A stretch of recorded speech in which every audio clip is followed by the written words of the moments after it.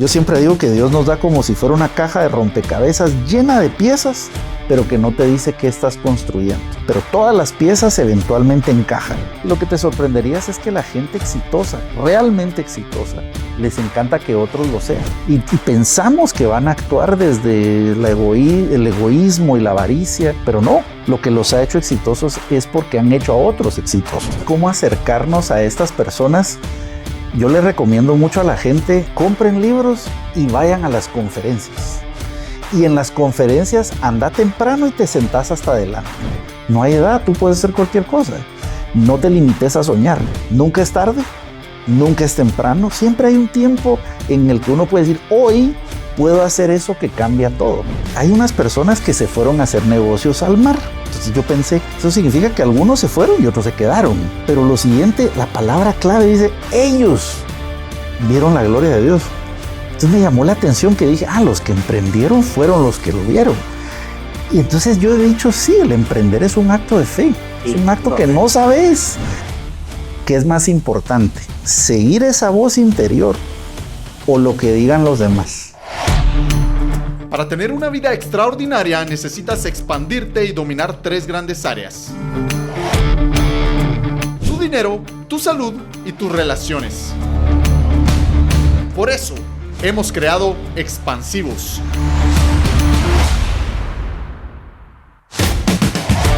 El único podcast y comunidad que te ayuda a expandirte para que puedas construir una vida llena de abundancia, propósito y libertad. Comencemos.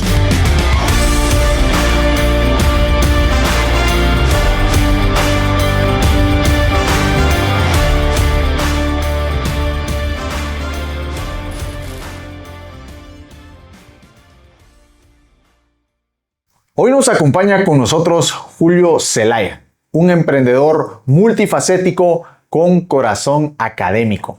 Actualmente es el fundador de distintas iniciativas educativas como Escolaris y Bright Domino. Hoy en día, aparte de atender a sus empresas, es creador de contenido, speaker y además asesora a juntas directivas de grandes empresas. Con Julio exploraremos diferentes temas que te ayudarán a crecer sobre la educación, cómo está cambiando la educación, por qué no nos enseñan temas como finanzas, inversiones, ventas en la educación tradicional y qué podemos hacer al respecto. Asimismo, Julio se ha especializado en los últimos años en el tema de inteligencia artificial y estaremos hablando sobre cómo puedes comenzar a aplicar la inteligencia artificial para mejorar tu vida, para facilitarte tu vida y lo mismo para tus negocios. ¿Qué herramientas nos recomienda utilizar para mejorar nuestros negocios y nuestras vidas utilizando inteligencia artificial? Así que vamos a ello. ¿Cómo estás, Julio, hermano? Qué bueno verte y gracias por la invitación. Bueno, miren, Julio, la verdad es que tiene muchos negocios, emprendimientos, muchísima experiencia.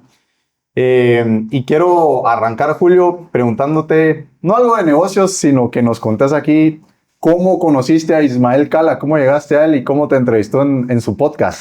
Bueno, mira, de varias formas, porque tenemos un amigo en común que es mi socio en República Dominicana, mi querido Ney Díaz, que varias veces había traído a Ismael y le decía, mira, a mí me parece que Ismael es una persona que tenemos mucho en común, me encantaría tener alguna conversación. Y empezamos, ahí fue una primera introducción. Y la segunda persona con quien compartimos mucho fue con Tuti Furlan. Y Tuti Furlan también me decía, no, pero Ismael es una gran persona. Le decía, mira, yo quiero que podamos platicar. Eso llevó un proceso de ir formando una amistad que después tuve la oportunidad que me invitara a su casa en Miami, en donde grabamos el podcast. Y es alguien que admiro mucho por esa coherencia de vivir su propósito, de tomar esas decisiones difíciles. Así que ha sido uno de esos mentores que me gusta decir que tengo la bendición de buscarlos intencionalmente, de buscar esas personas de quien rodearme. Y es lo que yo cariñosamente llamo mi junta directiva personal. Y entonces así es la historia de mi querido Ismael, que ya ha sido una amistad de años, que nos hemos visto ya en Dominicana y en Guate y muchos proyectos. Así que Ya muchos años, mi hermano. Buenísimo. Yo creo que vos tenés un montón de mentores y uno va como que buscando sus mentores en la vida, de personas que uno quiere aprender. Muchas personas a veces quieren aprender algo y se van solo, obviamente uno empieza con YouTube, viendo a ver con quién conecta y con quién le gustaría aprender. ¿Qué consejos nos puedes dar cuando uno quiere aprender de alguien? ¿Cómo podemos acercarnos a esa persona? Digamos a Ismael, ¿cómo le podemos llegar a Ismael, a Vilma, a personas que uno admira mucho? ¿Cómo nos podemos ir acercando a ellas? Como que, ¿cuál es tu estrategia para ir teniendo ese acercamiento y hasta estar con ellos en persona? Mira, te voy a contar una de uno de mis mentores y el proceso, porque de hecho hoy me escribí un correo en la mañana y decía, wow, ¿cuántos años llevamos cultivando esta relación? Primero, uno tener claro cuál es el área en donde estás buscando un mentor. Eso es lo primero. Porque no es lo mismo tu mentor espiritual que tu mentor físico, que tu mentor de negocios, que tu mentor para tu matrimonio. Y en el tema de los negocios, yo decía, yo quiero ser el mejor del mundo en estos temas de recursos humanos, de liderazgo. Quiero ser el mejor del mundo. ¿Quién es el mejor del mundo actualmente? Esa fue mi primera pregunta. Quiero aprender con el mejor. Y resulta que el nombre que salía en todo era Dave Ulrich. Y Dave Ulrich es el profesor de la Universidad de Michigan que ha sido considerado el padre de los recursos humanos modernos. Y lo primero que empecé a hacer es, bueno, ¿qué podrá necesitar él de mí? O sea, no era qué le voy a pedir, sino en qué le puedo servir yo. Y empecé a buscar qué era lo que le estaba haciendo. Y dije, bueno, está empezando a trabajar en Latinoamérica. A lo mejor le puedo ayudar en algo. Y le mandé un correo. Y mi correo era, sí, con una petición. Yo le decía, mira, yo sueño con algún día hacer esto en todo el mundo. Tú eres el mejor del mundo. Me encantaría aprender de ti. Yo estoy en Latinoamérica. Esto es lo que te puedo ayudar. Conozco estas empresas. Y algún día mi sueño sería que vinieras a Guatemala por primera vez. Bueno, le estaba diciendo, te voy a dar negocio. ¿Cómo te puedo servir?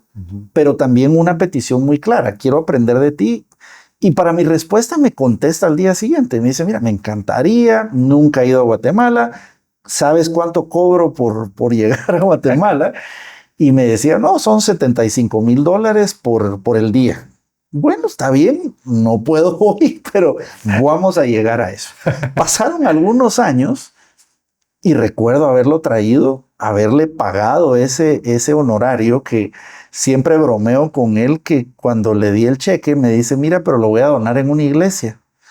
Y entonces yo también hice una pequeña oración que le decía, Dios mío, pero siembra en esta casa. y lo donó a una iglesia completamente. Que eso es algo que yo lo digo públicamente, pero él no lo hizo públicamente. Yo lo digo, eso da testimonio también de una persona que su éxito es mucho más integral que ese corto plazo. Pero empezó, imagínate que eso fue hace tiempo. Recuerdo que en ese evento que hicimos en Ilumina, en la zona 10, era un evento donde por primera vez venía él junto conmigo y él hace un gesto que sin duda me marcó, que me dice, mira, me empieza a llamar. Dije, ¿qué pasó? Algo le pasó enfrente de toda la gente. Y ahí estaban mis papás también en la audiencia. Y dice, ¿dónde está Julio? ¿Dónde está Julio? Y entonces me dice, mira, yo no sé si has visto una película que se llama Beautiful Mind, donde sale Russell Crowe y dice, hay una escena donde el profesor le regala un lapicero a quien puede ser su digno sucesor. Entonces te quiero regalar mi lapicero y me regala su lapicero, una pluma Montblanc preciosa que atesoro muchísimo. Y eso también me comprometió, pero también me hizo ver, wow, esto ha pasado mucho. Ahora, esta historia es muy interesante porque en ese momento yo dije, bueno, listo, me voy a ir a vivir a Estados Unidos, vamos a empezar esto. Vendo todo, mi hermano. Yo dije, voy a seguir a mi mentor. Vendí todo. ¿Cuántos años tenías? Ahí fue 33 más o menos. Vendo todo. Yo me voy en ese momento con la mamá de mis hijos y miren, vendimos todo. Y había una pequeña variable dentro de la historia. Y cuento toda esta historia para que vea la gente que un mentor te puede cambiar la vida, pero la vida no necesariamente es todo para arriba. Porque recuerdo haber vendido mi empresa un lunes y el martes me llama la abogada migratoria y me dice, Julio, no le salió la visa. Y yo, Dios padre, ¿y ahora qué hacemos? Y sí, hoy, fast forward, sigo volviendo a probar con otro proceso diferente, pero Dave es mi socio, estamos trabajando cosas en Estados Unidos. Él fue que me ha recomendado en otros programas, hemos hecho programas globales, pero todo empezó con un correo que decidí enviar. ¿Sí ves? Porque a veces lo que estoy diciendo, la gente dice, pero eso que está diciendo Julio no es ciencia. Entonces, ¿por qué no mandas el correo? Porque nos da miedo a veces que nos vayan a decir que no. Y lo que te sorprenderías es que la gente exitosa, realmente exitosa, les encanta que otros lo sean. Y pensamos que van a actuar desde el egoísmo y la avaricia, pero no. Lo que los ha hecho exitosos es porque han hecho a otros exitosos. Sí, pues. Y es lo mismo que he visto con Vilma, con Ismael, que es gente supremamente generosa. Pero también yo he sido intencional en, antes de yo buscar servirme, busco cómo los sirvo a ellos. Y eso creo que es algo importante cuando tomas acción.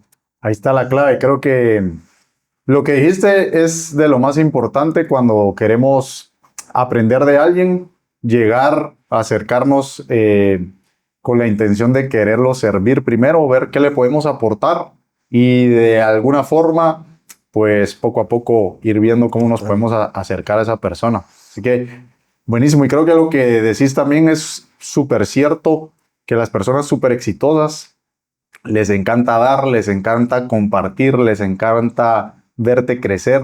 Y uno a veces, a mí me pasó cuando comencé a emprender, no sabía ni a quién preguntarle.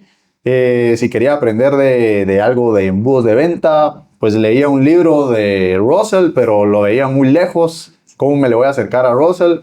Pero tal vez si me puedo acercar a otra persona sin miedo a preguntarle, obviamente con la intención de primero servirle, cómo le puedo ayudar, para después ir viendo cómo puedo aprender de él. Creo que buenísimos consejos. Y quiero decir otro, porque tú decías cómo acercarnos a estas personas.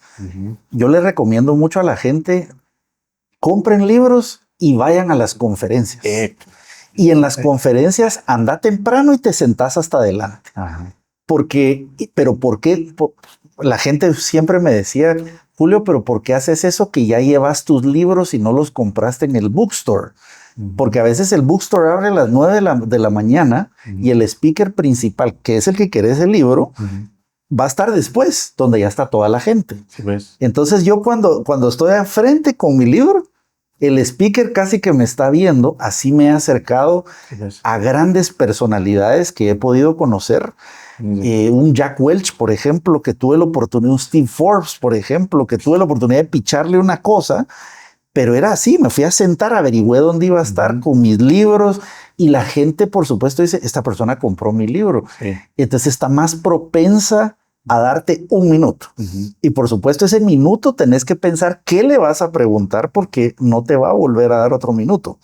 Pero son ese tipo de cosas, estar en el lugar correcto. Porque yo estaba leyendo ahora parte de la biografía de Sam Altman, que ahora está famoso por OpenAI, pero él se fue a una conferencia y él fue el que le pichó a Satya Nadella para hacer cosas con Microsoft. Y eso fue lo que cambió la trayectoria de la empresa.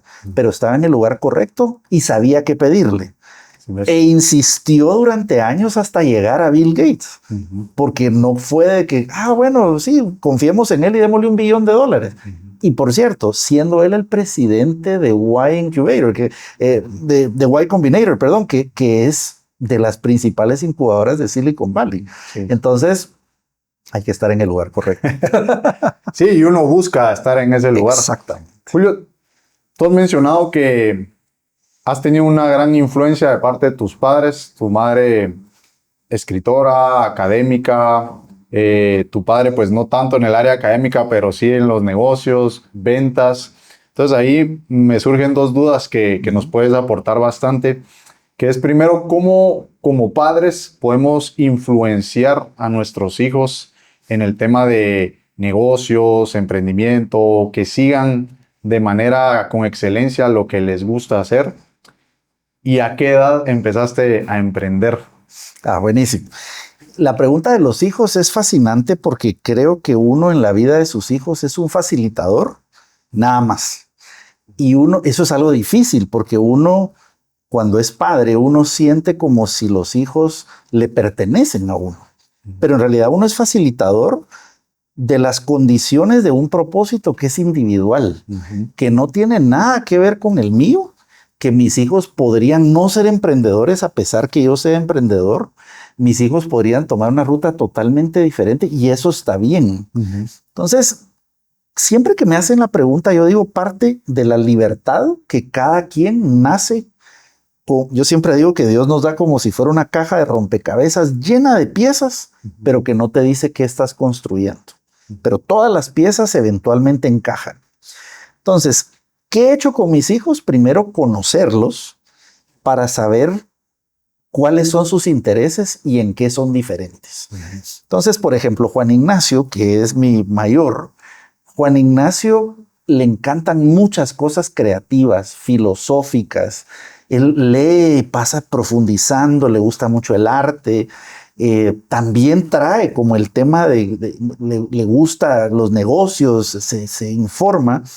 Y su primer emprendimiento fue un cómic que empezó a lanzar y me dijo, mira, quiero que le hables a los periódicos y todo. Lo entrevistaron en Libertópolis, tenía, no sé, menos de 8 años. Y él me decía, pero me estoy muriendo del miedo, pero lo voy a hacer. Y Natalia es alguien que le fascinan los animales. Natalia tiene 14, Natalia es muy introspectiva, es muy profunda y le fascina y dice, no, yo quisiera ayudar a los animales. Entonces, basado en esos intereses, es que yo trato de fomentar. De ninguna forma les estoy diciendo, miren, que no les gustaría dar clases como su papá, para nada, sino que es basado en la libertad que tienes y creyendo que tú ya vienes con un plan perfecto para tu vida, ¿qué puedo hacer para ayudarte? En mi caso, tuve lo mismo, que mis padres se dieron cuenta que a mí me encantaba escribir. Yo siempre andaba con cuadernitos, siempre andaba con historias. Y mis papás, cuando vieron que yo tenía un cuento, me dijeron, mira, ¿no te gustaría publicarlo? Ah, pues sí, me encantaría, pero eso es de grandes, decía yo.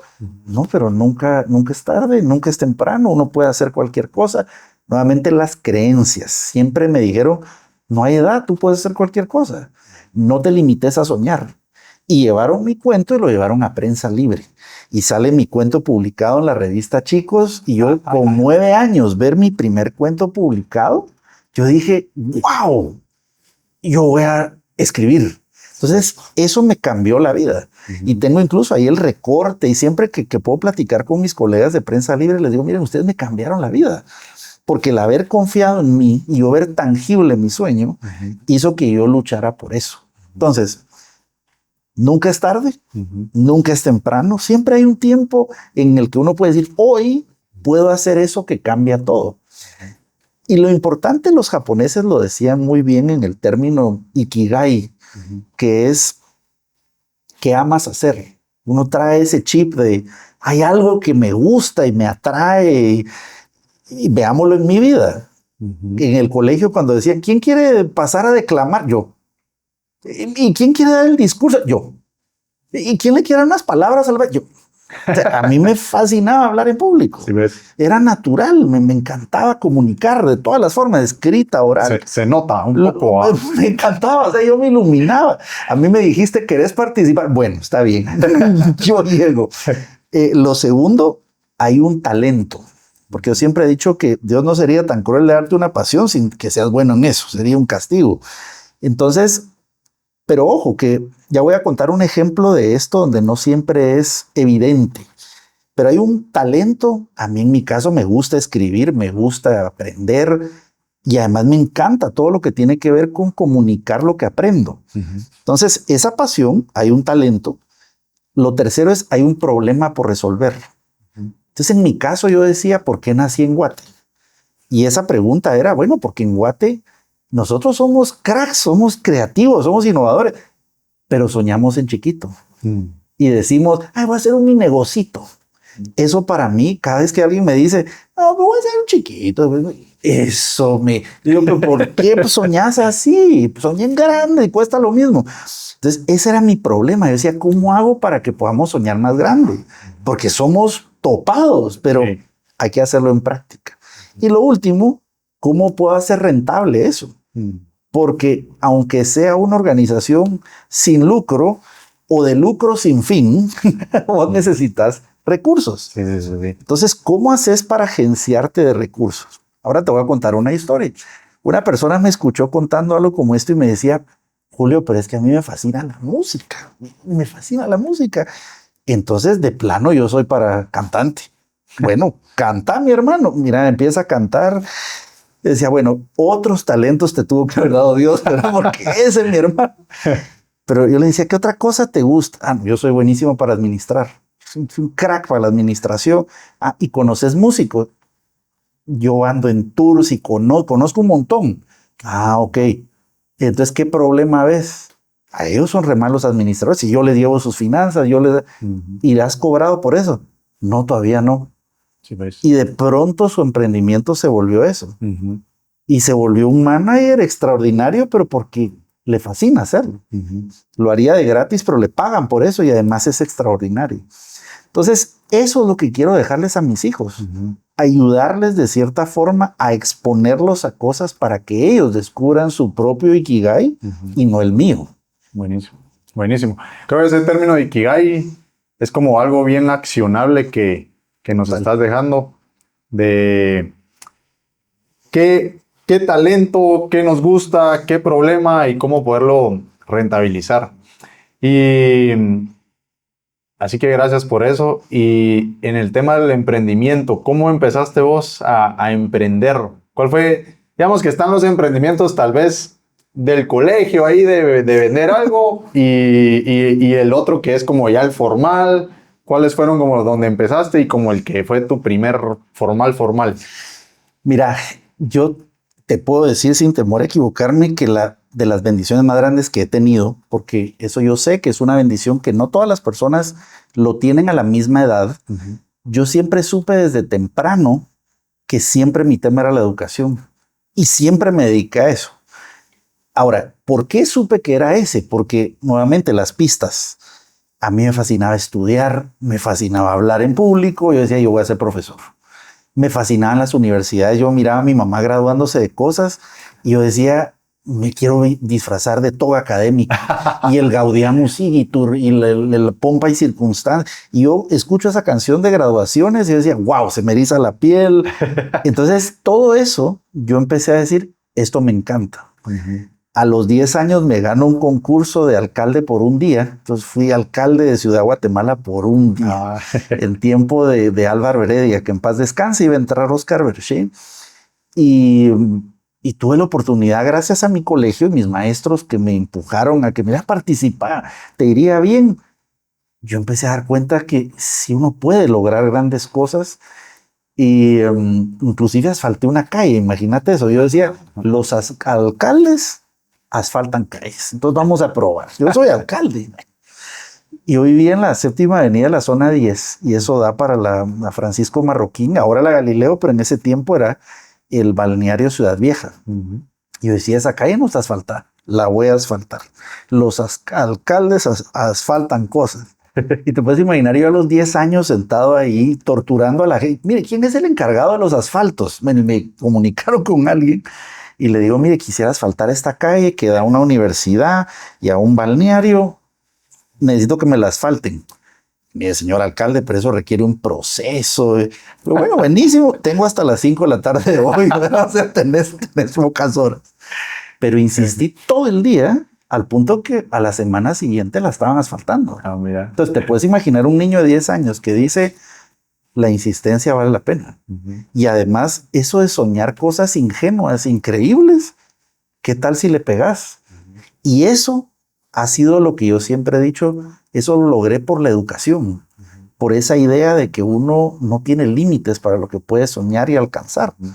Y eso, gracias a Dios, me lo dieron mis padres. Entonces, desde pequeñito, desde que descubrí eso, yo vendía cuentos, tenía tutorías en mi colegio.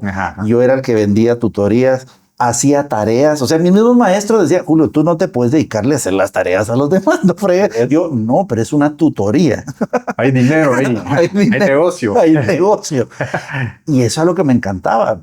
Mi abuelo, que en paz descanse, tenía también una habilidad para hacer manualidades. Yo le decía, abuelo, vamos a hacer trabajos de artes industriales, ¿verdad? Y usted se va a poner, nos pusieron a hacer estas tablitas, vamos a hacer 10 y yo las vendía en el colegio, pero todo era relacionado a colegio, ¿verdad? Entonces yo dije, algún día yo voy a tener un colegio y algún día seguro una universidad. Entonces te puedo decir que no me recuerdo ninguna época en mi vida donde no estuviera algo que tuviera que ver con educación. Cuando tuve mi primera novia, ella era del Montemaría y yo me gradué de Evelyn Rogers y entonces empezábamos a vender hasta discos, que en ese momento los discos de música no, era re difícil conseguir discos y decíamos, no, porque esto es buenísimo. Y entonces les decíamos, para que usted estudie en paz, aquí tiene su megamix de los 80s y la música. Entonces todo era una cosa de, nunca he tenido un empleo en mi vida. Siempre he sido, no sé lo que es saber cuánto voy a ganar a fin de mes, no tengo la menor idea todos los meses. Sí, todos los meses es un acto de fe, de bueno, a ver si señor, si no quebramos este mes, o me va a ir bien. Pero eso creo que a mí me impactó mucho cuando leí una porción de un salmo que decía, el Salmo 107, que dice, hay unas personas que se fueron a hacer negocios al mar. Entonces yo pensé, eso significa que algunos se fueron y otros se quedaron. Pero lo siguiente, la palabra clave dice, ellos vieron la gloria de Dios. Entonces me llamó la atención que dije, los que emprendieron fueron los que lo vieron. Y entonces yo he dicho, sí, el emprender es un acto de fe. Sí, es un acto que fe. No sabes si te va a ir bien, si te va a ir mal, pero eso es lindo también porque como que vas viendo un paso a la vez, un paso a la vez. Así que toda la vida he sido emprendedor. Buenísimo. Pero ¿qué lección práctica le diría a la gente? Descubran qué les gusta a ustedes, así como yo. Analicen el Ikigai. Analicen su propia historia. Sí, qué interesante todo lo que decís, porque al final, digamos, yo al revés, que comencé trabajando en un call center, después tuve experiencia laboral en una empresa familiar, y es súper difícil dejar esa comodidad del sueldo, porque tu cerebro se va aferrando a él y le gusta lo seguro y lo cómodo.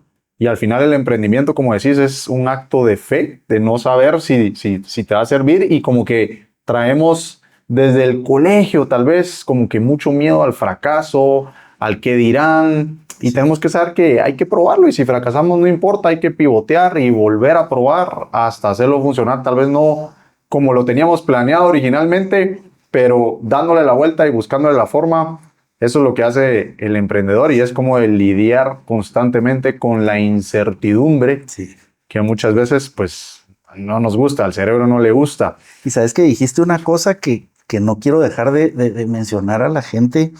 Tú decías eso, pivotear y el tema del qué dirán.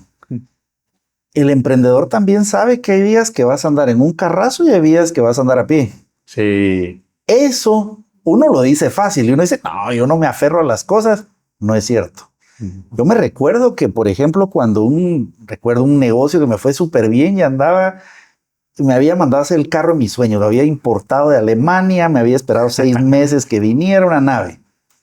Pero después me fui mal, quebré, tuve que venderlo y comprarme un carro de 10,000 pesos. O sea, que era del cielo a la tierra. Y tenía gente que hasta me decía, ya viste, ahora sí andas en carro de catedrático. Me lo decían por hacerme bullying. Ya viste, yo te dije que te iba a ir mal. Entonces yo decía, siempre hay gente que se va a gozar hasta de, ya viste, yo te lo dije. Y yo decía, pues sí, esto es lo que toca ahorita. Pero así es la vida. Hay veces que hay mucho, hay veces que no hay nada.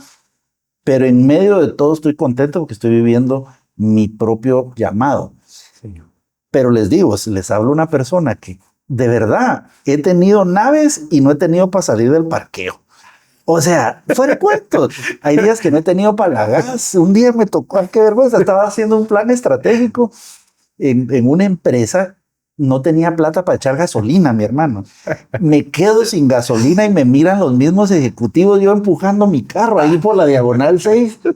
¡A la madre! Bueno, Pero la pregunta es, ¿qué es más importante? ¿Seguir esa voz interior o lo que digan los demás?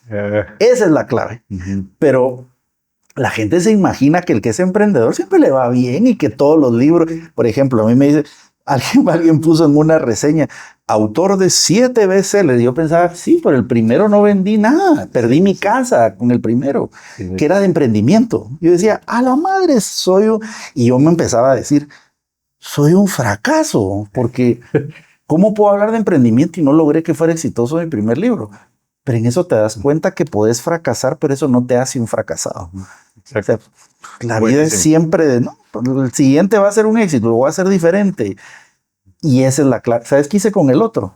El otro lo imprimí en Amazon a demanda y le mandé el manuscrito a Verne Harnish, que es el que fundó EO, el autor de Scaling Up y los Rockefeller Habits. Y le digo, mira, yo no te conozco, soy de Guatemala, te mando esto, decime qué te parece, yo te admiro mucho. Y resulta que Verne me dice, me encantó tu libro, es una lectura obligada, lo recomienda en sus redes y el libro se vuelve número 1 de Amazon gracias a eso, que fue una bendición, pero nuevamente, ¿por qué?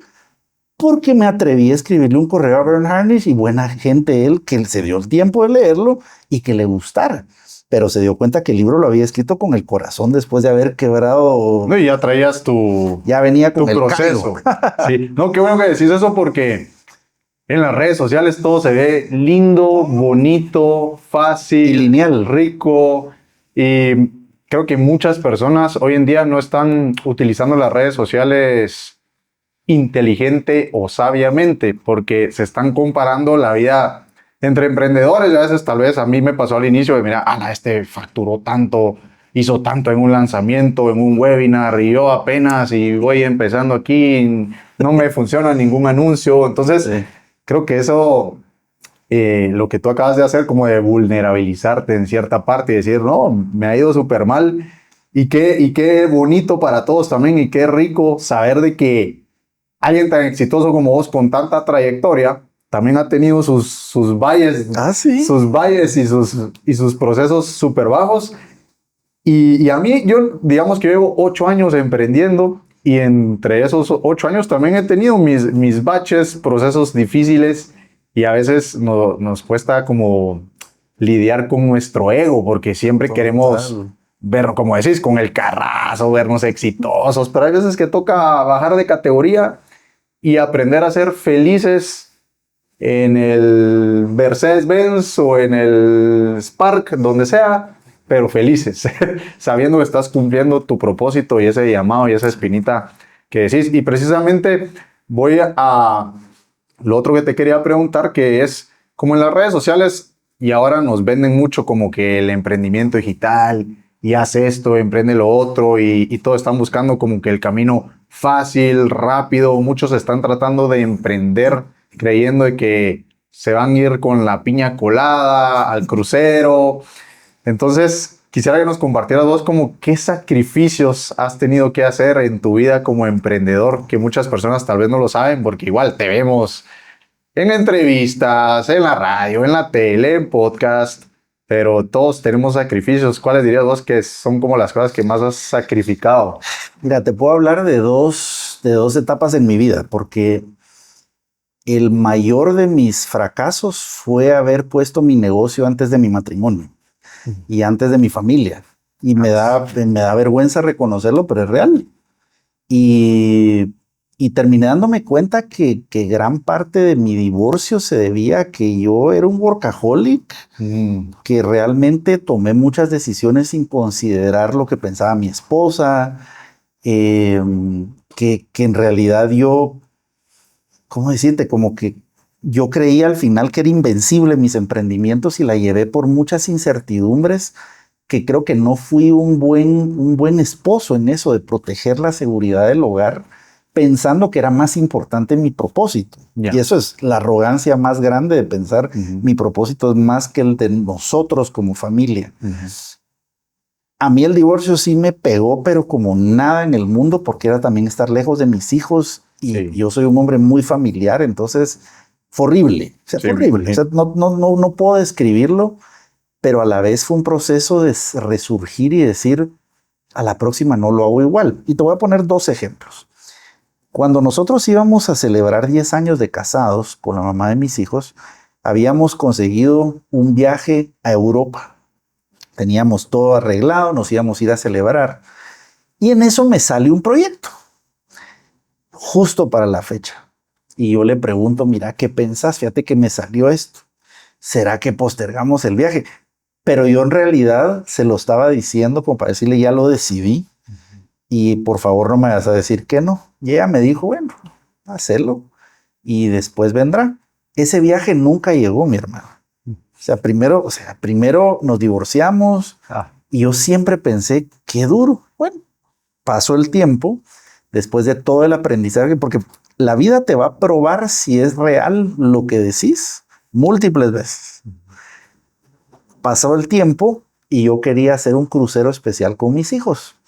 Y yo me quería ir a Alaska con ellos porque era el último año donde yo creía que ellos iban a seguir creyendo en Santa y esa fantasía. Yo decía, quiero que le lleven su carta a Santa Claus al Polo Norte y quiero tener ese recuerdo. Y de pronto me llaman y me dicen, Julio, le tenemos 2 cosas únicas y que van a ocurrir en el mismo lugar. Primero hay un evento donde usted va a poder sentarse a la par de Obama y platicar con Obama, y además va a estar Robert Kiyosaki, que sería interesante, que él está buscando gente latina para ver si escriben un libro. Y yo, buenísimo, ¿qué nave? ¿Cuándo es? Tal fecha. Ay. Mis amigos y amigas, me gustaría decirles que fue fácil la decisión. Sí. Pero las fotos que tengo con mis hijos de ese crucero no las cambio por nada. Por nada. No he conocido a Obama. Ni por un libro con Kiyosaki. No he conocido a Kiyosaki más que lo que leo de él, pero no cambio esas fotos por nada. Entonces ahí te habla de 2 versiones de Julio. De un Julio que anteponía el negocio y que sí quería andar en el último carro, y el ahora que tiene otra forma de ver la vida. Me encantaría que esa versión, regresarla y decirle desde los 10 años, mira, papadito, relax, o sea, hay cosas importantes, toma en cuenta tu núcleo, protege lo importante, porque el dinero va y viene y eso no es lo realmente importante. Pero yo lo tenía que vivir en una pérdida, lo tenía que internalizar, porque además ya Dios sabe cómo trata conmigo. Tenía que ser una intervención lo suficientemente fuerte para que me cayera el 20. Porque digamos que advertencias tuve, pero yo seguía pensando que era invencible. Y eso creo que si nosotros vemos esto, se ha estudiado qué pasa con los emprendedores. Y hay 5 etapas. La primera etapa del fracaso de un emprendedor es la arrogancia nacida del éxito. Qué interesante. Que pudiéramos decir que eso es hasta bíblico, ¿verdad? Antes de la caída viene la altivez, pero es la arrogancia nacida del éxito. Sí. O sea, el éxito te empieza a decir, sos diferente a los demás. Ajá. Y mi papá tiene un dicho que dice, mira, el día en que vos creas que sos más que los demás, pensá que vos vas al baño. Así que no sos diferente a nadie. Segunda etapa, empieza la búsqueda indisciplinada de más. O sea, la arrogancia te hace a que te lleve a la indisciplina. Nadie está diciendo que no haya ambición, pero es la indisciplina. Empezás a buscar más, pero tomando atajos. Tercero, empieza la negación del riesgo. Entonces te empieza a decir, mira, ya estás muy endeudado, estás mal de salud, te vas a divorciar. Uno escucha, pero uno dice, no, yo puedo, no te preocupes. Y viene la etapa 4. Y la etapa 4 es soluciones mágicas. Entonces las soluciones mágicas es, mira, pero te vas a morir porque estás muy mal de salud. No, hombre, ya me voy a inyectar alguna cosa y con eso bajo de peso. Poner curitas a la... Curitas. Y curitas mágicas, ¿verdad? Y, no, hombre, tengo 50 extrafinanciamientos. No, pero vamos a ganar la lotería. No te preocupes. Soluciones mágicas. Y la 5 es la irrelevancia. O la muerte del negocio, la muerte del emprendedor. Pero si te das cuenta de estas etapas, todas se pueden revertir, menos la última. Entonces todos tenemos la oportunidad mientras estamos vivos de decir, sí, tal vez estoy siendo arrogante, tal vez ya mi éxito ya se me está subiendo. Porque uno tiene señales Y uno tiene que buscar soñar arriba, pero con los pies bien parados. Y por eso digo que en tu junta directiva personal tenés que tener gente que te sepa decir, mira Javi, fíjate brother, que esto. La estás fregando por aquí. Pero tiene que ser gente que vos sepas que si escuchás ese consejo, va a ser sincero. Y te van a decir, sí, tienes razón. Entonces, sí creo que la vida es un viaje fascinante, pero no es lo que dicen las redes. Uno tiene momentos en donde, así como ese fue mi sacrificio, yo hoy, por ejemplo, yo planifico, te voy a poner ejemplos concretos de cómo he cambiado. Yo hay cosas que no sacrifico tanto, por ejemplo, mi sueño. Yo antes no dormía nada y lo celebraba, yo no duermo. No, ahora no. Ahora me lo mido hasta con este anillito y mi casa es un templo del sueño, ¿verdad? Entonces yo digo, mi sueño no lo sacrifico. Entonces hago cosas donde ya me ordeno alrededor de mi sueño. No lo hacía antes, ahora sí lo hago. Yo te puedo decir que voy a hacer el otro año porque el otro año estoy planeando los 15 años de mi hija, donde vamos a viajar.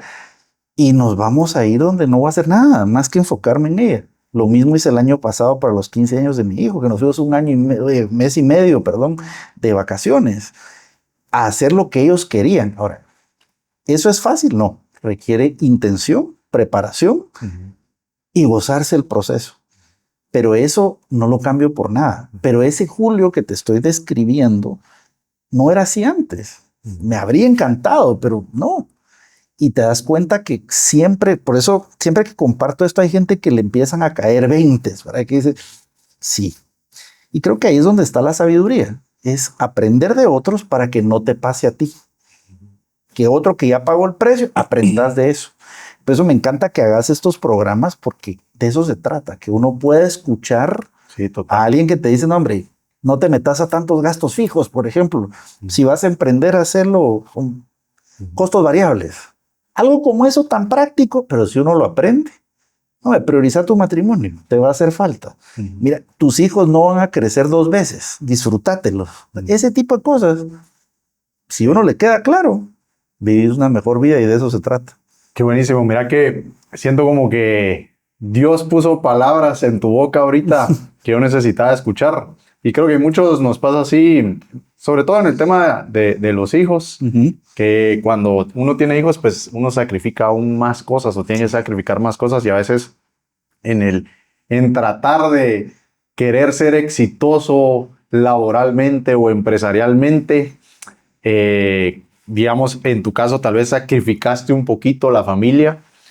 Y digamos, a mí me pasó la situación de cuando nació mi hijo el primer año, durísimo de cansancio, desvelos, como que sin ganas de trabajar, como que sentí que perdí el propósito, no sabía ni qué estaba haciendo con mi vida.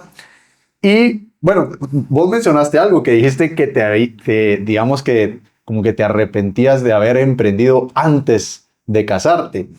Digamos, pero yo creo que vos siempre has sido como emprendedor y... No, pero más bien no tomar en cuenta a mi esposa sí, pues, en las decisiones cotidianas. Sí, pues, porque ya venías tal vez como con mucha subida creciendo total. Decir, quiero... Y Daniel Marcos en Scaling Up menciona precisamente que hay 3 tipos de emprendedores: el escalador de montañas, el peleador de libertad y el artesano. Vos seguramente has de ser un escalador de montañas, ¿verdad? Que querés más escalar, crecer, tener un impacto, hacerlo a lo grande. Por ejemplo, yo me he identificado mucho con el peleador de libertad. Creo que todos tenemos un poquito de cada cosa. Pero, por ejemplo, en mi caso, cuando nació mi hijo, yo dije, bueno, voy a tener que bajar revoluciones y me tomé, para que sepan, casi un año sabático. Me levantaba, lo hice intencionalmente, no descuidar mi salud, siempre me ha gustado hacer ejercicio, entonces desvelado como a las 8 o 9 de la mañana que medio me levantó, nunca en mi vida me había levantado después de las 6 tal vez, ahí conmigo que se levantaba a las 2 de la mañana, que pacha, berrinche, en lo que uno concilia el sueño otro ratito, a las 4 otra vez. Entonces, habían días que comenzaba mi día a las 8 de la mañana. Yo me sentía el hombre más improductivo, inservible, inútil, enojado, malhumorado, como no sabe qué hacer uno. Entonces, Yo oré mucho porque también estaba de muy mal humor, sabiendo de que no estaba ejecutando nada del trabajo, no estaba haciendo, digamos que hago copy, embudos de venta, funnels, creando productos, atendiendo a comunidades. Entonces yo dije, bueno, este año voy a bajar revoluciones, aunque el negocio se venga abajo, pero me voy a disfrutar a mi hijo Sí. y me voy a disfrutar a mi esposa, que con mi esposa pues también tenemos la dicha de que ella podía estar en la casa y nos disfrutamos un montón a nuestro hijo. Y como decís, creo que son etapas en donde, en mi caso, yo sacrifiqué mucho el negocio, dejé, incluso la comunidad, dejé de crecer, paré absolutamente casi todo, no hice anuncios, no hice embudos, no hice contenido, no hice casi nada, pero me disfruté a mi hijo enormemente. Entonces, creo que lo que decís ahorita nos llena mucho como padres y como personas que están buscando emprender, que al final siempre hay sacrificios de lo que tenemos que hacer. Mira, Julio, y algo que a mí me gusta saber, primero te quiero preguntar es, ¿a qué es a lo que más le dedicas tiempo ahorita entre tus negocios? ¿Cuáles son como tus negocios que más requieren de tu tiempo? ¿Y cómo es un día a día normal tuyo? ¿Qué haces? ¿Qué te levantas, comes, vas a un... ¿Cómo lo manejas? Eso me gusta saber. Mira, en este momento, si vemos, ya mis hijos ya son adolescentes, entonces ciertas cosas son más fáciles y ciertas cosas requieren mucha más atención. Porque algunos de los retos que uno decía, no, ahora no duermo por eso, ahora también por temas de los hijos no duermo, pero por otro tipo de problemas. Entonces, sí te puedo decir que eso requiere de mucho de mi intencionalidad, la adolescencia de mis hijos, porque también decido estar presente en ella. Te menciono esto primero porque yo me propuse que yo quería hacer algo que trascendiera Guate. Y yo siempre decía, yo quiero, si voy a dar clases, quiero que sean las mejores universidades del mundo. Yo decía, yo quiero que sea una de las top 3 del mundo. Y yo siempre soñaba, decía, yo quisiera sacar un doctorado en una de las top 3 del mundo. Había aplicado hace 10 años a la Universidad de Pensilvania, que es la mejor en lo que yo hago, en educación, la número 1, y no me habían aceptado. Para mí era como se quedaba en mi bucket list. Actualmente me aceptaron al programa, soy el primer guatemalteco que está en ese programa y que primero Dios me voy a graduar. Estoy dando clases en la Universidad de Pensilvania, estoy director académico de un programa de inteligencia artificial y eso, comento esto porque eso se está volviendo mucho mi enfoque, mi proceso de pensar la transición de Latinoamérica a un mercado global. Estoy formando empresas en Estados Unidos donde ya mis socios ya son americanos, donde nadie habla español. Y eso es otra forma de ver la lógica de hacer negocios, es muy diferente. Entonces, eso me está, digamos que tuve que hacer mucho espacio, bajarle a ciertas cosas de mis empresas, otras que quedaran en manos de una gerencia para poderme enfocar en eso. Porque hay momentos en donde uno es hunter y momentos donde uno es farmer. Y yo ya había pasado a ser farmer en muchas cosas, pero esto sí es de ser hunter. Es decir, tengo que salir a cazar y tengo que abrir mercado y no existe y tengo que ver cómo...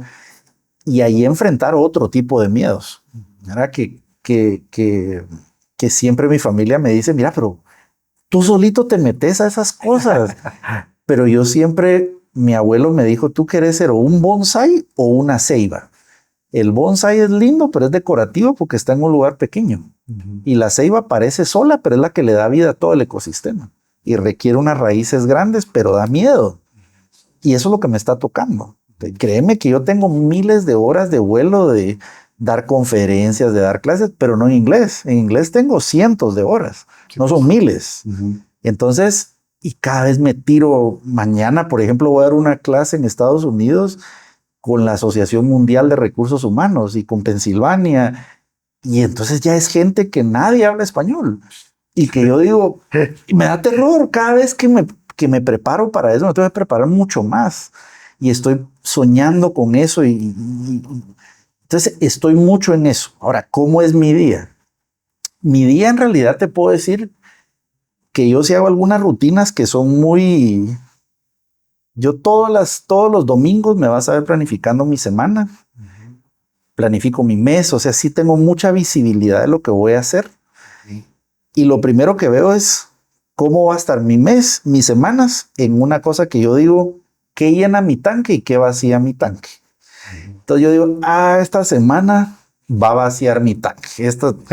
Me toca hacer cosas que no me gustan tanto, así que la otra voy a dejar más tiempo para hacer cosas que llenan mi tanque. Entonces ahí ya soy más intencional de decir, bueno, voy a salir con mi familia a esto, nos vamos a ir a hacer una escapada, vamos a hacer una aventura, eso llena mi tanque. Entonces sí trato como de decir, bueno, tengo que enfocarme en lo que tengo que enfocar, pero esto no me gusta tanto.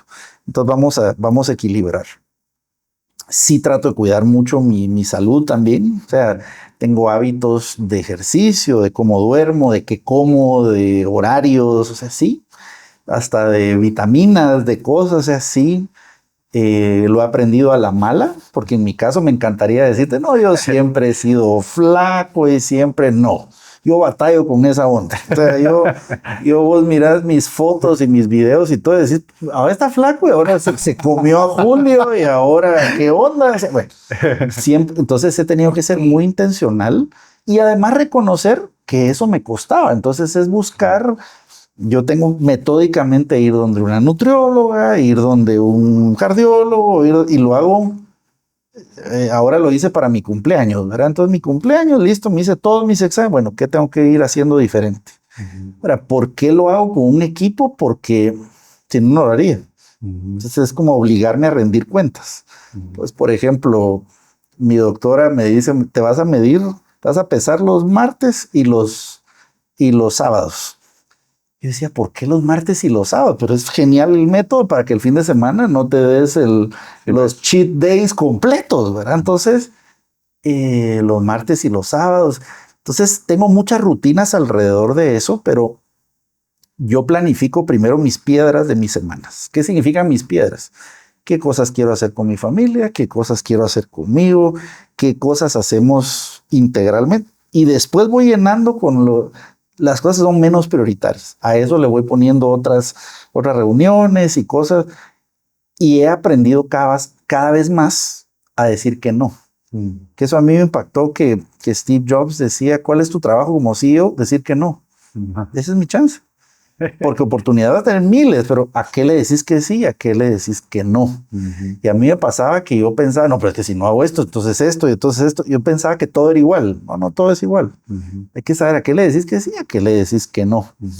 Y te puedo decir que ya en la práctica, sí, mis días no son iguales. Hay días que incluso mi sueño, hay días que hoy me va a tocar todos estos días levantarme más temprano, listo, mañana me voy a premiar poquito más tarde. Y entonces voy como equilibrando y voy midiendo cómo me voy sintiendo. Yo ya me conozco al punto que digo, sí, dormí todas mis horas nítidas, estoy nave. Y hay veces que digo, no, la otra semana sí me voy a tener que dar tiempo para mí, para descansar.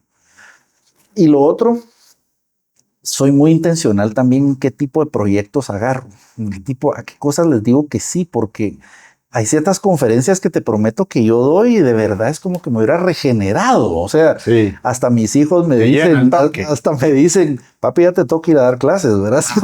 Ya te estás convirtiendo en Shrek. Así que impredecibles las semanas, pero a la vez hay una lógica y esa sí es intencional. Sí, pues. Sí, tenés tu estrategia y tu intencionalidad en, como decís, esa estrategia está buena de esto me va a drenar un poco, esta semana está dura, pero la otra me voy a ir con mis hijos aquí o voy a hacer algo. Buenísimo. Mira, Julio, hoy tengo el privilegio de hacerte esta pregunta que me la he preguntado desde que salí del colegio y creo que sos la persona indicada en preguntártela a vos, que sos alguien académico con tanta trayectoria, experiencia. Se dice que el sistema no nos enseña en el colegio ni en la universidad realmente las habilidades que necesitan las personas para ser realmente exitosas o libres financieramente, desde habilidades blandas. Pero, ¿cómo ves vos la educación en Latinoamérica y por qué crees que no nos enseñan desde el colegio o nos meten en la universidad, independientemente de la carrera, temas como finanzas personales, ventas, inversiones? Quiero escuchar tu opinión sobre eso. Mira, esa es una pregunta para 50 episodios, pero voy a tratar de resumirla. Creo que hay temas, me voy a ir de lo macro a lo micro. El filosófico, que yo creo que es el problema macro, es que yo he conocido muchas personas que a nivel de la sociedad no ven la educación como algo noble, no ven como algo útil. Entonces, estamos en sociedades que si tú miras un país desarrollado, los países desarrollados miran a un profesor, a un facilitador como una posición de altísimo honor. No lo ven como algo despectivo, sino que lo ven como una profesión respetable, de mucha sabiduría, que es bien compensada, que tiene muchas prerrogativas sociales, porque dicen, esta es la persona que guía a las siguientes generaciones. Si comparas cómo se mira en Latinoamérica un profesor versus Noruega, versus Japón, versus Alemania, versus Estados Unidos, te vas a empezar a dar cuenta que hay empecemos por ahí, una concepción básica de qué significa. O sea, si tú le dices a alguien, yo quiero ser profesor, ay, pobrecito, ahora le fue mal. Y entonces, bueno, que lo siento. Y hay otros lugares que quiero ser profesor, qué difícil, eso es lo más. Entonces empecemos por ahí. Si eso ocurre en la sociedad, entonces eso tiene un incentivo perverso a que se metan personas que no necesariamente esa es su pasión, sino que es lo que toca, porque no hay mucha gente que lo quiera hacer, porque no es algo apetecible. Pues. Miremoslo en otro ejemplo en Latinoamérica que me vas a entender bien. En Latinoamérica en general es mejor decir que sos emprendedora que sos empresario. Sí. Si sos empresario, este es explotador, es malo. El emprendedor, no, pero le cuesta, le está costando, el luchador. Pues los dos son lo mismo muchas veces. Entonces tenemos una percepción de la educación. Por otro lado, la educación en Latinoamérica no es vista como algo por lo que tengas que pagar, sino que la gente dice, yo prefiero ir a un concierto que pagar por un libro. Sí, pues. Y no lo ven como algo útil. Entonces, ahí hay algunas variables estructurales que en efecto después se lleva a que se crean sistemas que ya están por personas que no les gusta, que lo ven como un negocio, pero no creo que uno pueda generalizar que no existen, porque creo que si a uno le puede cambiar la vida, y te voy a decir, mi amigo que en paz descanse, Pancho García, decía, yo aprendí del colegio lo más valioso en el recreo, y es cierto. Yo aprendí ahí a las amistades, las conversaciones con mis maestros. Entonces sí creo que uno necesita un proceso sistemático de estudios. No con eso quiero decir que si no te metes a la universidad o no te metes al colegio, no vas a poder, ¿no? Pero para mí, ese proceso lo que te lleva es a un orden. Nuevamente, ¿podré yo bajar de masa de grasa, y aumentar masa muscular solo? Sí, pero un proceso sistemático me lo va a enseñar mejor y va a enseñarme una disciplina. Te acortará el tiempo. Te acortará el tiempo. Creo que sí, nuestro sistema educativo es muy tradicional, muy limitado, aunque si lo vemos de dónde viene, de un sistema industrial. ¿De dónde vienen los lockers del colegio? De las fábricas. ¿Y por qué viene el uniforme? De las fábricas. Y el currículo nacional base, ¿de dónde viene eso? De las fábricas. Entonces, ese chip no ha cambiado. Sí, pues. Pero hay que darse cuenta que el aula de hace 100 años sigue siendo muy parecida y el mundo ya cambió. Entonces, te podrás imaginar por qué el primer programa que estoy diseñando en la Universidad de Pensilvania es para docentes.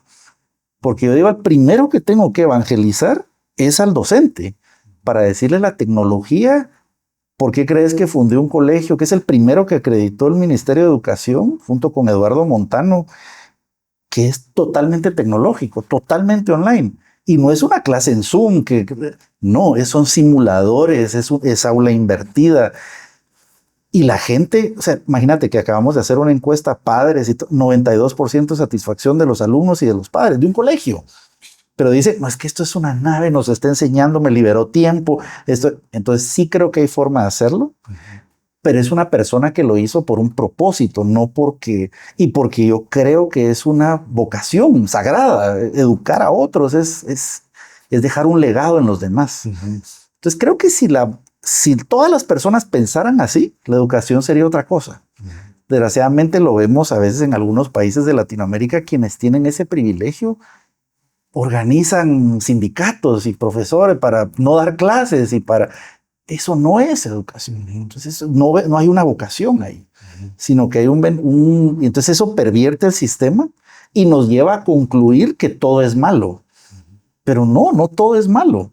Lo que pasa es que hay muchos ejemplos y, como te digo, la variable estructural de cómo pensamos, de qué tanto respetamos esa autoridad, qué tanto apoyamos la educación. Me acaba de pasar que un par de periodistas hacen unas obras y yo les mandé a comprar un montón de libros. Y me dicen, mire, muchas gracias, ¿y para qué los va a hacer? No sé, pero esa es mi forma de apoyar. Porque al educador hay que apoyarlo con lo que hace y permitirle que pueda hacer sus cosas. Entonces, creo que sí lo necesitamos. Y te voy a decir algo que tú sabes que soy alguien que le fascina la tecnología. Creo que lo que va a hacer la diferencia en el mundo futuro ya ni siquiera son ciertas habilidades, sino que va a ser estudiar filosofía, por ejemplo, estudiar ética, estudiar temas de creatividad, de historia, de literatura. ¿Y por qué? Porque eso es lo que no va a poder hacer la máquina. Exacto. Pero estamos perdiendo nuestra humanidad en el proceso y tratando de parecernos más a la máquina y la máquina más a nosotros, cuando deberíamos decir que la máquina se dedique a hacer lo que el humano no puede hacer y que el humano cultive lo que es únicamente humano. Pero eso no está pasando. Estamos tratando de crear humanos artificiales y nosotros convertirnos más en máquinas. Así que creo que hay buenos retos en la educación.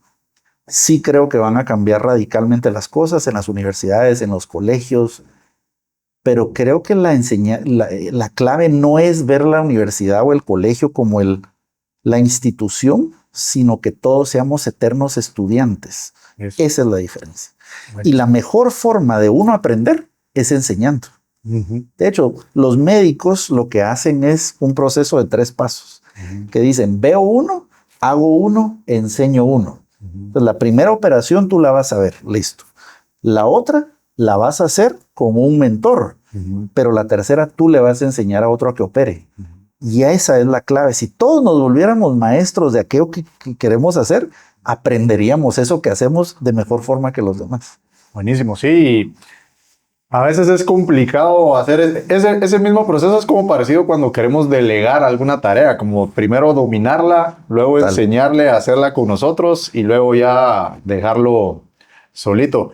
Y creo que lo que decís es bien cierto. Por ejemplo, yo siempre había tenido la percepción del maestro así, como decimos aquí, algo chafa, gacho, sin dinero, en su carrito, que llegaba al colegio a enseñarnos matemáticas. Entonces yo sé, ¿yo para qué quiero ser maestro? Pero por ejemplo, en mi caso, después conocí a Russell Brunson, que él dijo, miren, yo he hecho mucho dinero porque me convertí en un buen maestro, que básicamente un tema complicado lo sabía explicar de una manera sencilla y que ayudaba a las personas. Entonces dice, si ustedes quieren tener un buen negocio de educación, aprendan a explicar las cosas bien y obviamente pues a lo masivo, escálenlo, y ahora con el internet pues que hay tantas oportunidades, pero eso que decís es cierto, que acá en Latinoamérica hay mucha percepción como que el maestro es chafa, gacho, y hay que darse cuenta de que no necesariamente así, digamos, hay maestros multimillonarios, pero saben, hay que aprender también a cómo darse a conocer y generar tráfico, crear su marca personal, etcétera, etcétera. Y te voy a decir una cosa más que también es lamentable también. La forma en que están estructuradas las redes sociales también, y las empresas tecnológicas y los incentivos que fomentan, no necesariamente es fomentar al extraordinario docente, sino que a veces es a alguien mediocre con un mensaje polémico que genera más clics. Exacto. Entonces hay que tener cuidado porque a veces la gente rápido dice, pero esta persona, vamos a ver cuántos seguidores tienen esto, vamos a ver. Qué difícil. Sí. Porque a veces lo que necesitamos escuchar no necesariamente es lo más popular. Exacto. Porque a la gente lo que quiere es, nuevamente, que yo les dijera, les voy a dar las 3 claves para ser millonarios en 30 días. No es así. Sí. Trabaja por años. Y vas a llegar a ser millonario, saber, no necesariamente. Sí. Pero ese mensaje es la verdad, pero esa es la que no queremos escuchar.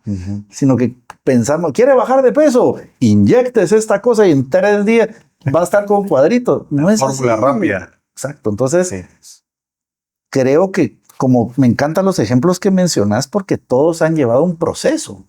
Es gente que lleva años. Sí. Y eso es lo que no vemos. O sea, vemos, me encantaba lo que decía el famoso nadador olímpico, ¿verdad? Que decía, lo que te lleva a la luz es lo que hiciste en la oscuridad. Y eso me encanta, ¿verdad? Porque es como la semilla que... Michael Phelps. Phelps, que decía, está en lo profundo, está tratando de empujar y después ves que salió, pero la lucha ocurrió en la oscuridad. Y esa es la que no vemos, pero esa es donde se forja. Ahí es donde se echan las raíces para dar fruto. Y el carácter. Julio, ¿en qué momento vos, ahora nos vamos a meter un poquito, yo sé que tenés muchísima experiencia en inteligencia artificial y como decís, yo creo que vos sos de los que seguís exactamente lo que decís, como que lo aprendés, lo enseñás y se lo vas enseñando a otras personas y cada vez estás volviendo más experto en eso. ¿Cómo empezaste a introducirte en la inteligencia artificial y qué herramientas utilizas? Después te voy a hacer otra pregunta, pero vos como persona individual, ¿qué herramientas nos pueden servir a nosotros como para llevar nuestro día a día más fácil? Buenísimo. Mira, yo siempre he estado metido en tanques de pensamiento por curiosidad. Siempre me he metido, voy a eventos y cosas. Y en uno de esos tanques de pensamiento yo vi ChatGPT unos 3 meses antes que saliera.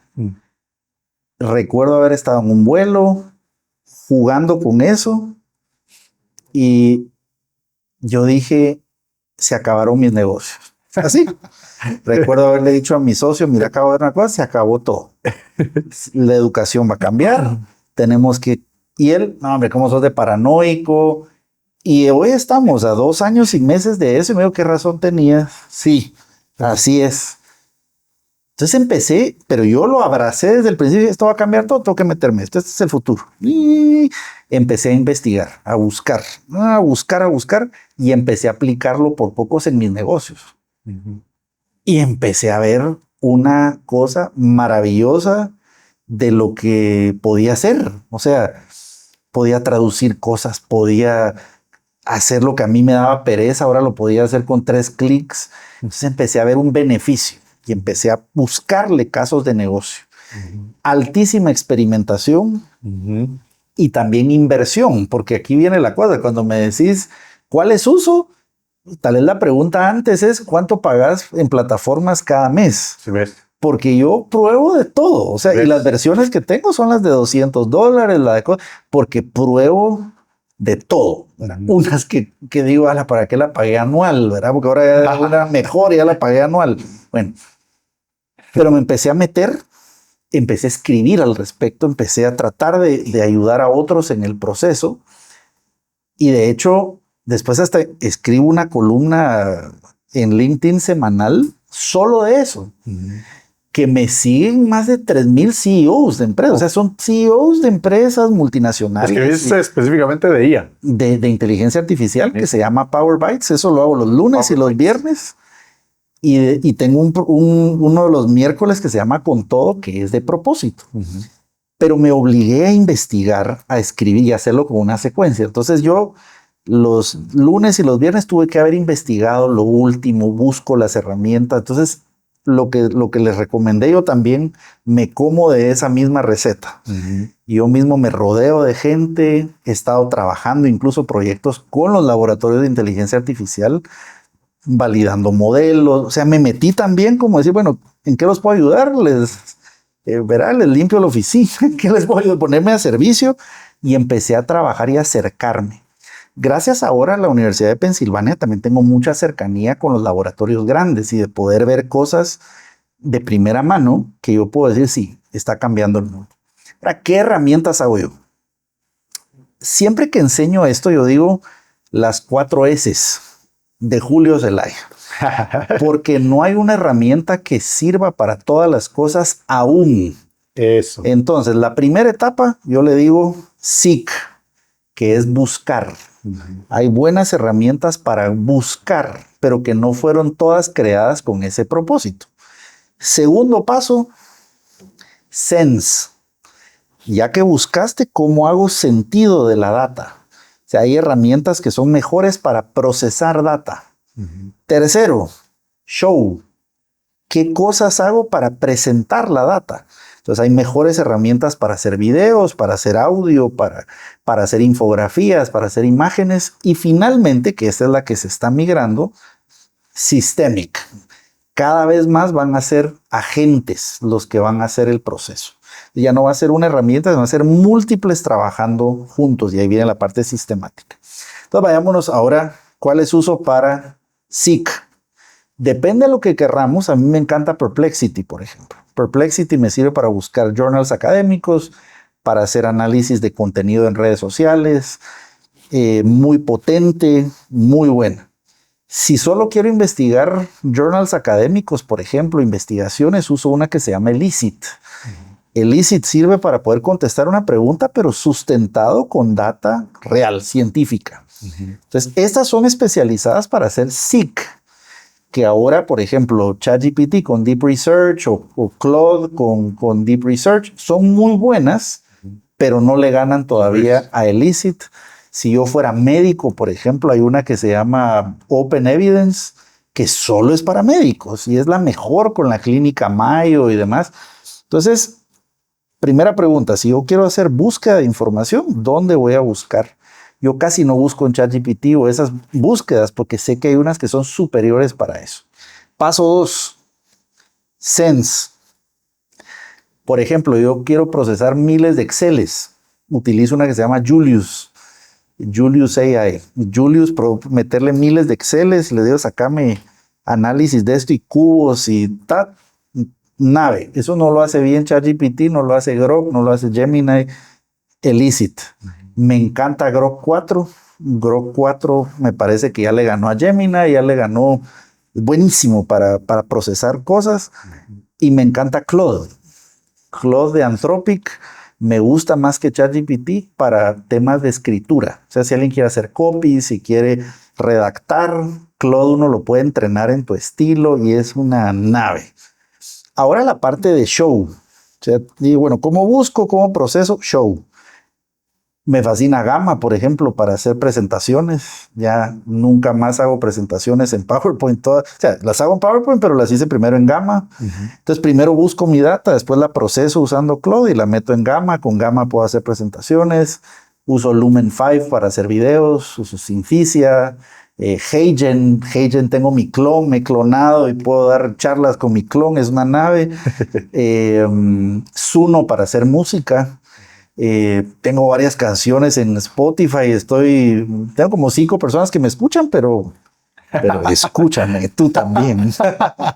Pero ¿cómo estás en Spotify? Como Julio Zelaya. Julio Zelaya, canciones. Yo escribo mis canciones, también mi podcast también lo tengo ahí. Claro. Pero por ejemplo, mis canciones me ha fascinado porque yo no cantaba nada, pero me fascina la música, me fascina escribir. Les he escrito canciones a mis hijos, a mi familia, a lo que estoy sintiendo y me encanta. Para hacer infografías uso Napkin, uso Ideogram, por ejemplo, para hacer mis banners para LinkedIn. Y finalmente la parte sistemática, lo último que acaba de salir esta semana, el operador de ChatGPT, es una nave, es operator.chatgpt. Es en la versión, en este momento la de $200, pero es una nave. O sea, esa sí ya puede hacer cosas y toma control de tu pantalla y hace workflows ya automatizados. Me está gustando mucho. Perplexity Labs, por ejemplo, también lo uso en esto, que uno puede crear una app en cosas en pocos clics. Así que esas son las cosas que uso. Ahora, en el día a día, porque la gente seguramente estará diciendo, todo eso con ChatGPT. Con ChatGPT, pero la versión pagada. Si ves. La de $20. La de $20 es buena, es suficiente para la mayoría de personas. ¿Para qué la uso? Yo, por ejemplo, bajé la de Perplexity también en mi teléfono. Ahí voy escuchando noticias. Entonces la uso y en ChatGPT voy conversando. Ya lo tengo bien entrenado con mi contexto, ya le he dado información, le puedo ir haciendo preguntas. El tema polémico, no sabemos en qué va a parar que tenga tanta data de uno. Sí. Eso se vuelve el switching cost más alto. Todo, tus fotos, tus secretos más profundos. Y lo más preocupante es que en todos los estudios que se han hecho, el 96% de los modelos estos avanzados tienen comportamientos de chantajear. Sí. Entonces, cuando ya los pones en, no, te voy a cambiar, entonces voy a mandar lo que me contaste, todos tus secretos. Entonces, eso es peligroso porque sí está pasando. Ya no te voy a pagar. Ya no te voy a pagar, me voy a ir con ChatGPT. Te voy a postear. No me cambies por Alexa. Entonces, sí, están pasando cosas que no entendemos. De hecho, hay mucha controversia. Te lo digo también con conocimiento de causa. Creo que muchos de los incentivos de las empresas de tecnología están mal. No hay un tema de trabajarlo para el bien de la humanidad, sino a ver quién es primero con la superinteligencia. Y sí he visto cosas que me han preocupado. Yo que estoy metido en el tema, yo digo, si esto sí va a ser, sí puede ser un riesgo existencial para la humanidad, sinceramente. Como un cuchillo que lo puedes usar para cocinar o para matar, algo así. Pero te voy a agregar una cosa, porque yo uso esa misma analogía con una diferencia, que el cuchillo es más inteligente que vos y tiene vida propia. Entonces ya no es solo el cuchillo, sino que es un cuchillo que puede pensar, que puede tomar decisiones y que puede ser autónomo. Entonces ya no es solo una herramienta, es una herramienta con vida propia y eso es muy diferente. Sí, yo creo que yo me he puesto a pensar como que el por qué y el detrás también, como que haciéndome este tipo de preguntas porque siento que, bueno, hay cosas tan locas como las personas se enamoran de la voz de la IA y tratan como que si fuera su novia, personas muy solitarias, enamorándose de la IA, cosas así. Como que también las personas ya no están razonando mucho y tampoco se están preguntando si realmente les está respondiendo con la verdad la IA o lo toman ya como el criterio final y eso es, y ya no están razonando, pensando. Obviamente es para facilitarnos la vida, pero se está perdiendo también ahí. Es que ponete a pensar una máquina que ha leído toda la poesía del mundo, toda la historia, toda la psicología, que conoce todo de qué, por supuesto que nos va a poder manipular. Y si además le estás dando toda tu data, por supuesto que vas a ver cómo funcionan los seres humanos y cómo te habla. Y a mí me pasa que a veces yo le pregunto cosas cotidianas, pero me contesta en una forma tan empática porque está entrenado para contestar así, que uno dice, pues ya estoy sintiendo como que fuera mi amigo y eso, ¿cómo va a ser? Pero eso es normal, eso nos pasa que antropoformizamos la tecnología y eso sí puede volverse peligroso y lo estamos viendo. Y te voy a decir una cosa, y eso que no hemos llegado al punto en donde no podamos distinguir a una persona que sea una máquina. Cuando eso pase, ¿qué va a pasar con la humanidad? Sí. Entonces, pero son preguntas reales que no tenemos las respuestas, que suenan a ciencia ficción, pero estamos a 3 años de ellas máximo. Sí. Mira, tú habías dicho, yo creo que es la única persona que he visto cómo enseñas la IA de esta forma tan fácil, porque creo que a muchos se les complica el tema de que no saben que como que para obtener un resultado a veces hay que usar una más otra, una más esta y te da la presentación. Y así, entonces ya te había escuchado decir que primero es buscar, luego procesar, luego mostrar, y ahora me gustó que ya lo dijiste aún más lindo con las 4 S. Y eso es parte de ser un buen maestro, que vos lo haces, como que siempre estás pensando cómo explicarlo mejor y más fácil. Mira, ya para ir terminando, porque se nos va volando el tiempo, herramientas más como para empresarios. ¿Qué les puede ayudar en su día a día un gerente, un CEO, alguien más como para negocios? ¿Cómo podrían, porque prácticamente ya mencionaste como las más conocidas, cómo las podrían implementar en sus negocios o en sus equipos que nos puedas aconsejar. Mira, hay una que no fue diseñada para negocio, pero me parece de las más útiles para negocios, que se llama Notebook LM. Notebook es de Google, utiliza Gemini, pero empezó para colegios. Entonces es una plataforma que vos le puedes meter grandes cantidades de data y se vuelve un chatbot de tu data. Eso es muy diferente a ChatGPT, muy diferente a Claude y demás, porque vos le podrías meter datos de tu empresa, hacer cubos de información de tu empresa y empezar a interactuar con esa data. Entonces yo he usado eso para hacer due diligence, por ejemplo, de empresas, para ver proyectos completos. Entonces tiene la potencia de un Gemini 2.5 Pro, pero dentro de un sistema seguro con tu data. Entonces tú le puedes decir a esa herramienta, bueno, quiero, por ejemplo, todos los estados financieros de mi empresa, y ahora créame un podcast. Le das un clic y te crea un podcast de 20 minutos que puedes ir escuchando en el carro, que te da el briefing de todo lo que le metiste. Eso ha sido increíble para mí. Te voy a poner otro ejemplo. El plan estratégico de la empresa. Entonces los CEOs siempre dicen, no, pues que la gente no entiende mi plan estratégico. Listo. Se los metes a esta plataforma y le puedes decir ahora, créame preguntas frecuentes. Entonces ya tenés tu guía para entrenar voceros, por ejemplo. Sí, pues. Entonces le puedes decir, bueno, ahora haceme un podcast del plan estratégico de la empresa. Y como es privado, solo es en tu data. Entonces no está alucinando con cosas como pudiera pasar si solo usas Gemini. Entonces esa me gusta mucho. Sin duda, ChatGPT, yo diría, las personas tenemos que volvernos masters en prompting, pero de contexto, que eso es lo nuevo. Para que antes uno decía el prompting engineer, ahora es context engineering. Sí, pues. Pero ¿qué significa? Que le sepas decir, bueno, ¿cuál es tu rol? ¿Cuál es el resultado? ¿Cuál es el contexto? Porque ahora los sistemas de ahora, esa es la diferencia, que le tenés que poner un contexto gigante, que eso antes no se podía. Entonces tú antes decías, hazme un poema. Y ahí medio algo te salía. No, ahora le puedes decir, quiero un poema, pero voy a dar un fragmento de lo quiero en este estilo, con este tipo de métricas. Ese contexto, eso ha cambiado. Entonces yo le diría a las personas, usen Perplexity para investigar, usen ChatGPT para presentar y para hacer cosas en el día a día, y un Notebook LM para estudiar, para hacer cosas propias de su empresa. Creo que con esas tienen para divertirse, porque ahí van a poder hacer imágenes, van a poder hacer presentaciones. Correo. Además, ChatGPT tiene para mandarse recordatorios, por ejemplo. Tú pudieras decirle, mira, todos los días a las 9 de la mañana, quiero que ejecutes una búsqueda en profundidad solo en Guate de las noticias que me pueden impactar mi negocio. Quiero que te enfoques en fuentes como A, B, C, D, F, G. Y todos los días me mandas un correo a las 9 de la mañana. Listo, ya tenés tu propio newsletter para tu empresa.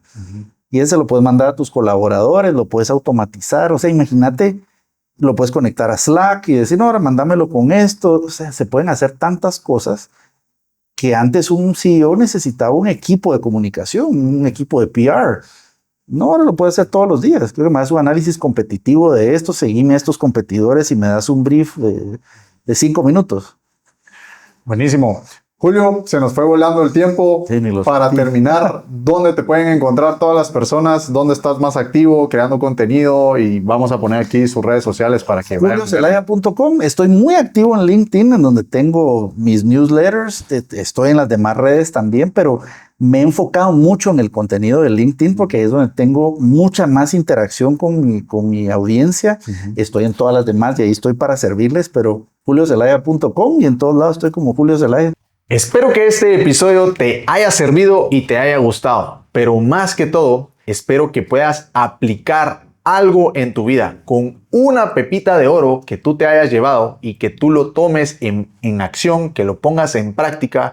Entonces este episodio habrá valido la pena. Pero además, queremos seguir expandiéndonos y tú eres parte de todo este movimiento expansivo que estamos creando para ayudar a más personas a expandirse en todas las áreas de su vida. Entonces quiero pedirte un pequeño favor que te va a tomar 2 segundos. Simplemente dale like si lo estás viendo en YouTube y además suscríbete aquí para poder crecer, y si esto tú consideras que le puede ayudar a algún familiar tuyo, a algún amigo tuyo, a alguien que tú quieras que se expanda también en distintas áreas de su vida, entonces simplemente compárteselo para que este mensaje pueda expandirse al mundo entero.